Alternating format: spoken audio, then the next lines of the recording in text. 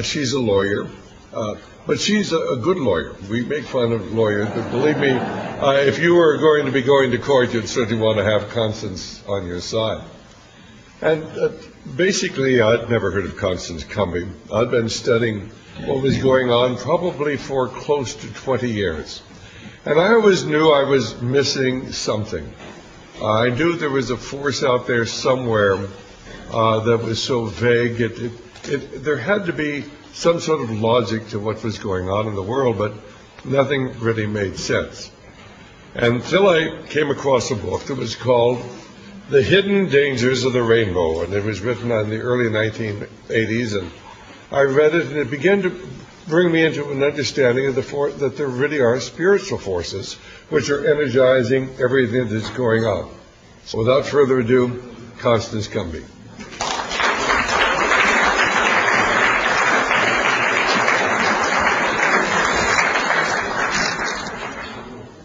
Thank you very much. That last talk is a very hard act to follow. And I started sounding alarms on that. The sustainable development component was one of the things I observed back in 1981 when I started my research, and one of the things that alarmed me enough to actually drop 7 years from my law practice and sound alarms on the New Age movement, because I looked at it and I said, my God, this is the stuff of which Nazism was made. They were talking about global population reduction, Lebensraum, living space, breathing room. So I fought 2 wars over the last 25 years. I've been in 2 big battles. And I did not initially think they were related, but increasingly I can see the battles are very much related. And the first war was the misfortune to be the first major evangelical critic of the New Age movement. And I stumbled onto it accidentally in 1981. And this is how it happened. My husband lost both legs above the knee in 1979, October 15th, 1979 to be precise. And I was happily practicing law and thinking I was safe for life. And that was a major disruptive factor. I went into literal shock. For the first time in my life, I could solve higher mathematical equations. First and the last time in my life.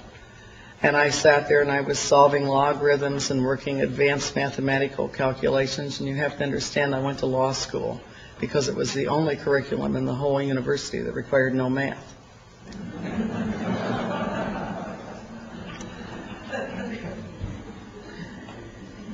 And I seriously thought I was going to have to go back to school and retrain to be a doctor. In fact, I bought numerous books on it. And then I went back to normal, 2 + 2 = 3, or is it 5? I'm not sure which. And there was a Methodist bookstore across the street from my downtown Detroit law office, Cokesbury Books. I went in there almost daily just to find things to help me make it from one day to another, because it was a very, very tough period in my life even after I came back to normal on the mathematics versus the words. And I read things that I thought would get me through a very difficult point of my life. And when I was through with the good books in the store, and they had lots of good books by lots of good authors, I found another line of books. And the books were by Baptists, Catholics, Episcopalians, Presbyterians, Mennonites. And the books were saying things like, we need a new world order. We need to make this paradigm shift. Up until I discovered the New Age movement, I thought paradigm was 20 cents.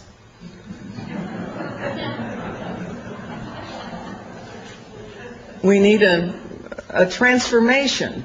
We need to see ourselves as part of an interconnected whole. God's ways aren't our ways. Perhaps He intended for us to call Him Shiva. And I started thinking I was looking at some very serious religious apostasy combined with some political elements. I worked for the Michigan legislature, the House of Representatives, before I even became an attorney. And I knew my way around political circles, and I knew political action campaigns when I solved them. And this looked like a combination of religion and politics. So one day I made a little trip over to the Archdiocese of Detroit to see if the same trends were continuing over there. And to my surprise, I saw many of the very same books, same authors, same propaganda line, same cover. Everything was the same, except on the side of the Catholic books was a logo that said Paulist Press. And on the side of many of the Protestant books that I found with disturbing themes was a logo that said InterVarsity Christian Fellowship.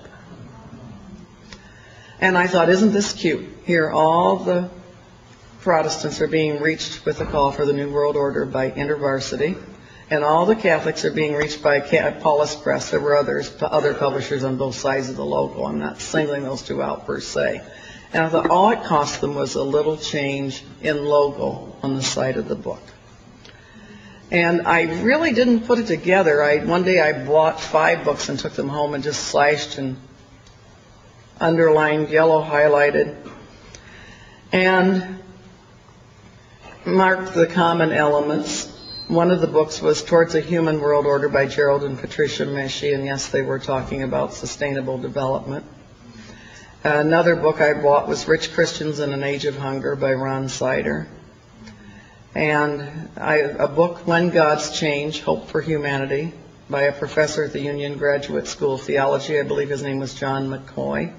Bought a little book on process theology. And the books all sounded far more like each other than they did the respective teachings of their respective denominations. And I wondered, where were they getting this? I thought for the very first time in my life that maybe I should write a book. And I was going to call it, my original thought was, call it Come Out of Her, My People, the growing apostasy of American religious life. I had no idea I was looking at something far, far bigger.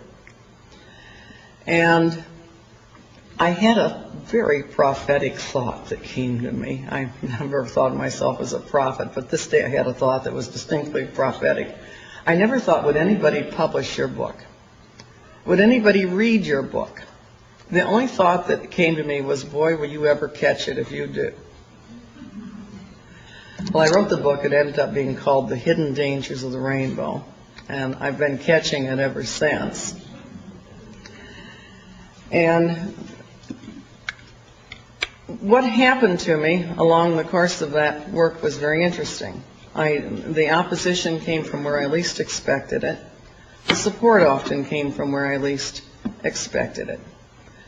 When I found these facts that compelled me to write it, I remember I sat there and I thought, political suicide, professional suicide, political suicide, professional suicide.